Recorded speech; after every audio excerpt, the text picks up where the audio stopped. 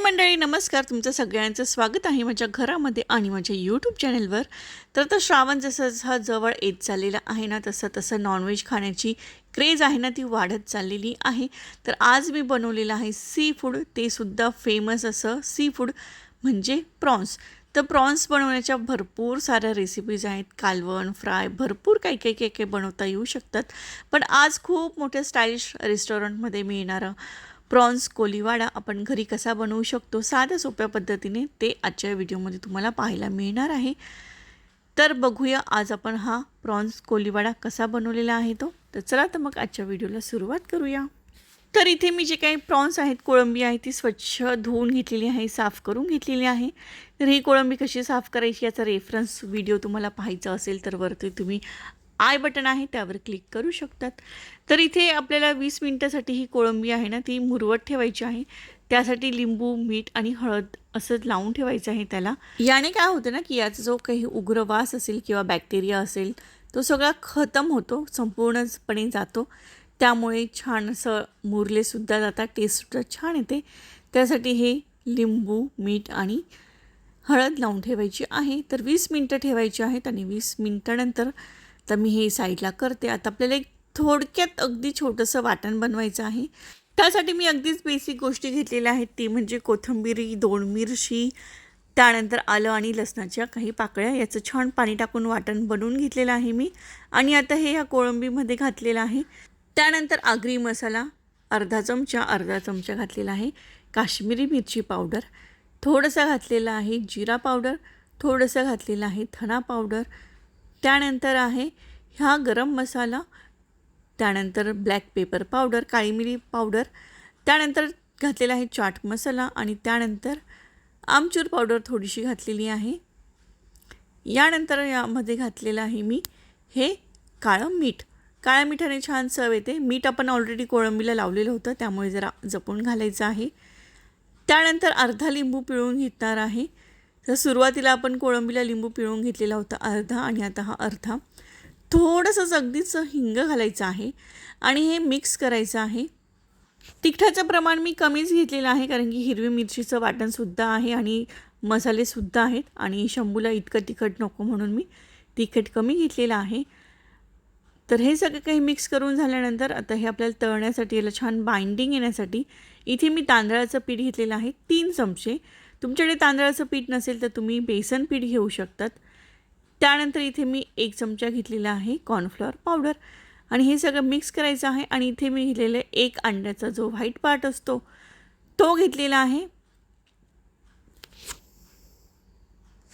आधी मी हे सगळं मिक्स करून घेते आणि मग आपल्याला तो अंड्याचा जो काही पांढरा भाग आहे तो यामध्ये ॲड करून घ्यायचा आहे.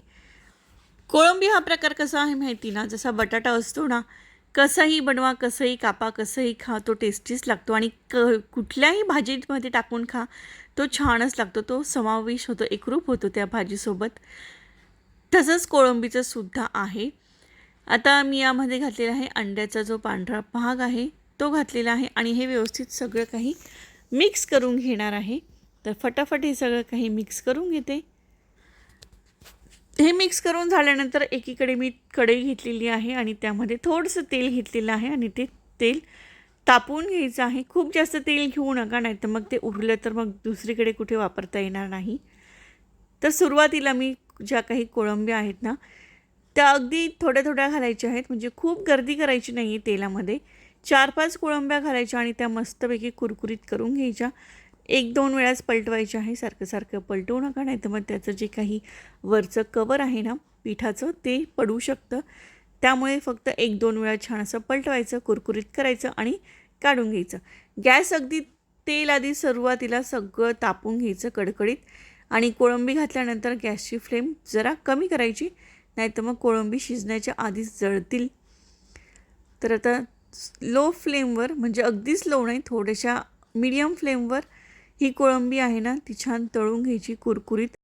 एका बाजूने तळून झालं की दुसरी बाजू पलटवून घ्यायची आहे. खूप जास्त काळे करायचे नाही आहेत. तेलातून बाहेर काढल्यानंतर सुद्धा कोळंबीमध्ये जे काही तेल असतं त्याची तळण्याची प्रोसेस चालूच असते, त्यामुळे बाहेर काढल्यानंतर सुद्धा ते काळे होऊ शकतात, जास्त तळून होऊ शकतात. त्यामुळे खूप अति तळायचं नाही आहे. एवढंसं छान असं गोल्डन कलर आला की काढून घ्यायचं आहे. तर आता मस्तपैकी ही कोळंबी तळून झालेली आहे. कोळंबी सॉफ्ट असते, नाजूक असते, त्यामुळे ती पटकन तळली जाते. खूप वेळ लागत नाही तिला तळायला किंवा शिजायला. तर आता तळून झालेली आहे. एका चाळणीमध्ये मी काढून घेते, म्हणजे जे काही एक्स्ट्राचं जे तेल आहे ते व्यवस्थित एका ताटामध्ये किंवा प्लेटमध्ये निथरेल. तर बास अशा पद्धतीने कोळंबी जी आहे ती तळून घ्यायची आहे आणि तयार होणार आहे तुमचा प्रॉन्स कोळीवडा. बाकीच्या कोळंबीसुद्धा गर्दी न करता व्यवस्थित वेळ देऊन तळून घ्यायच्या आहेत आणि बस मस्तपैकी एन्जॉय करायचं आहे. तर आता मी ह्या फटाफट सगळ्या काही कोळंब्या आहेत त्या पटकन तळून घेते.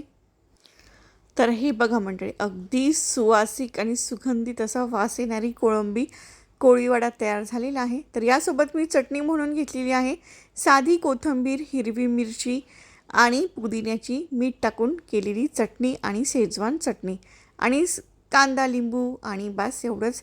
आणि छान डेकोरेशन केलेलं आहे आणि मस्तपैकी खायला सज्ज झालेलं आहोत.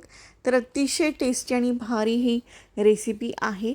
तर यंदा गटारीला तुम्ही जर कोळंबीचा प्लॅन करत असाल खाण्याचा, तर ही रेसिपी नक्की ट्राय करून पहा. खूप सोपी आहे आणि टेस्टीसुद्धा तितकीच होते.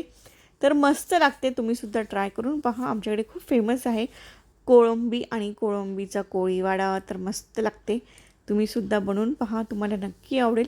बनवली की मला कमेंट करा कशी झाली आहे ते. तर चला तर मग आता मस्तपैकी खायला सुरुवात करतो.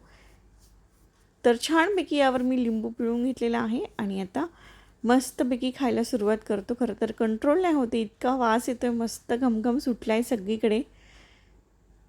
तर तुम्हीसुद्धा अशाच पद्धतीने बनवा आणि मस्त एन्जॉय करा. तर बस आजपुरतं इतकंच. आजचा व्हिडिओ तुम्हाला कसा वाटला कमेंट करा. व्हिडिओ आवडला असेल तर लाईक करा. चॅनलवर नवीन असाल तर सबस्क्राईब करा आणि बेल आयकॉनला क्लिक करायला विसरू नका. तर पुन्हा भेटू अशाच एका छानशा रेसिपीसोबत. तोपर्यंत नमस्कार. व्हिडिओ संपूर्ण पाहिल्याबद्दल खूप खूप धन्यवाद. Bye bye. थँक्यू.